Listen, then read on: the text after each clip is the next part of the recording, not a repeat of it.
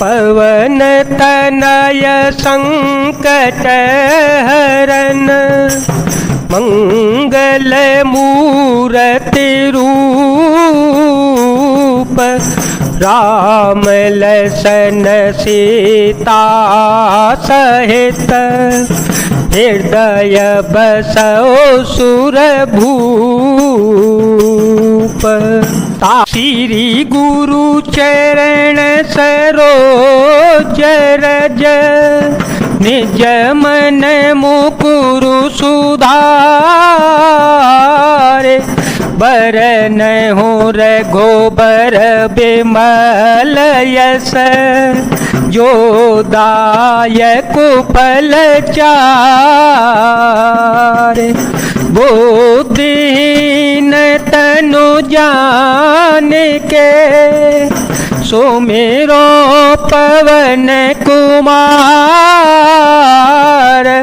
बल बुद्धि विद्या दे हो मोहि हरहु कलेश बेकार।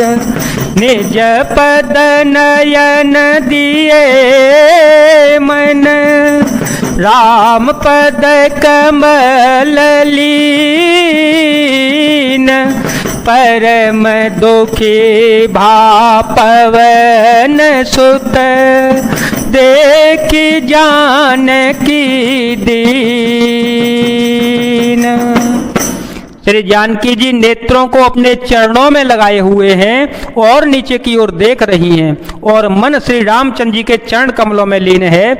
जानकी जी को दीन दुखी देखकर पवन पुत्र हनुमान जी बहुत ही दुखी हो गए। तरो पल्लव महुरा लुकाई करे विचार करो का भाई। ते अवसर रावण तयावा संग नारे बहु किए बनावा। बहु बेदे खल सीता ही समुझावा सामदान भय भेद देखावा। कह रावण सुनु सुमुखी सयानी कह रावण सुनु सुमुखी सयानी। मंदोदरी आदि सवरानी तव अनुचरी करऊं पन मोरा। तव अनुचरी करऊं पन मोरा। एक बार बिलो कुम मयोरा।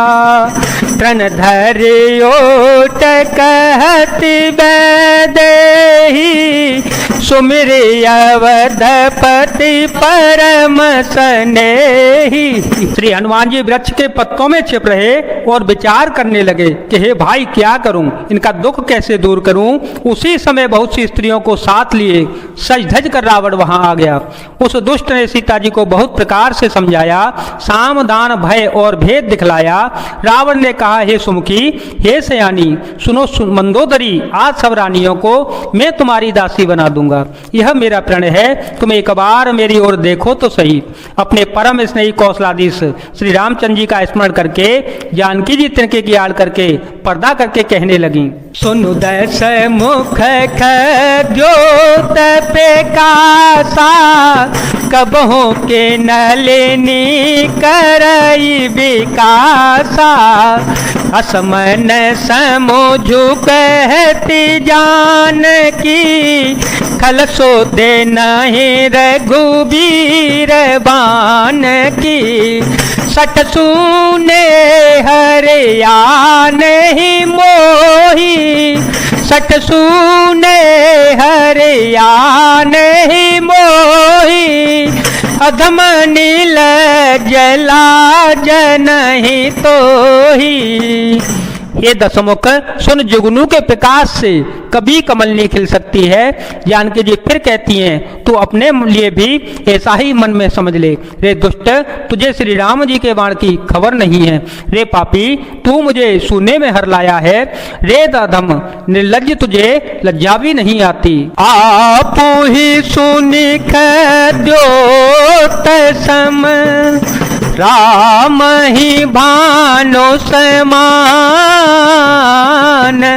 परोस बचन सुनि कारे असे बोलायत खिसियान।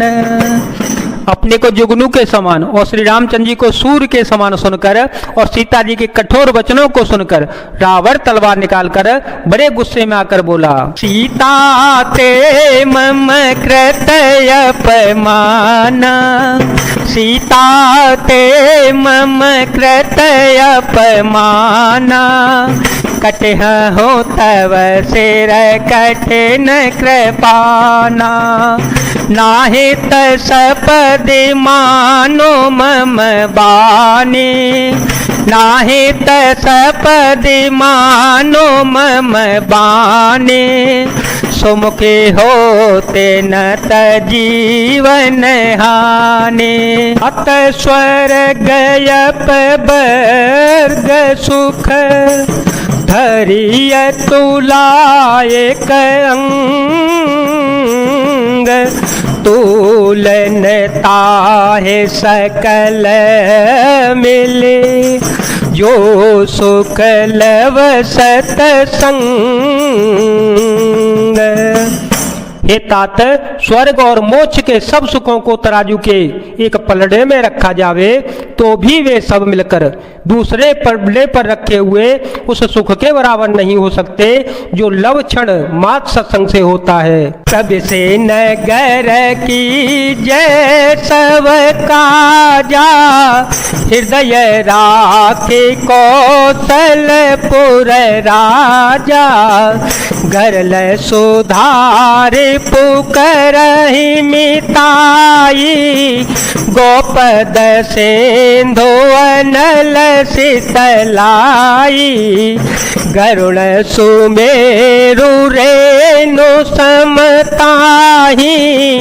राम कृपा कर चितवा जाहि। अतिल गुरूप धरे हनुमाना। अतिल गुरूप धरे हनुमाना।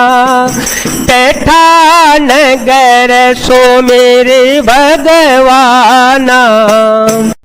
अयोध्यापुरी के राजा से रघुनाथ जी को हृदय में रखे हुए नगर में प्रवेश करके सब काम कीजिएगा। उसके लिए वे सम्मत हो जाता है। शत्रु मित्रता करने लगते हैं। समुद्र गाय के खुर के बराबर हो जाता है। अग्नि में शीतलता आ जाती है। और हे गरुड़ जी, सुमेरु पर्वत उसके लिए रज के समान हो जाता है। जिसे श्री रामचंद्र जी ने एक बार कृपा करके देख लिया, तब हनुमान जी ने बहुत ही छोटा रूप धारण किया और भगवान का स्मरण करके नगर में प्रवेश किया। मंदिर मंदिर प्रति करे शोधा। मंदिर मंदिर प्रति करे शोधा। देखे जहाँ तहाँ अगणित जोधा। गयो दशानन मंदिर माही। गयो दशानन मंदिर माही। अति विचित्र कहे जात सोनाही। शयन किए देखा कपिते ही। शयन किए देखा कपिते ही। मंदिर महो नदी खिबे देही। भवन एक पुनि दीख सुहावा।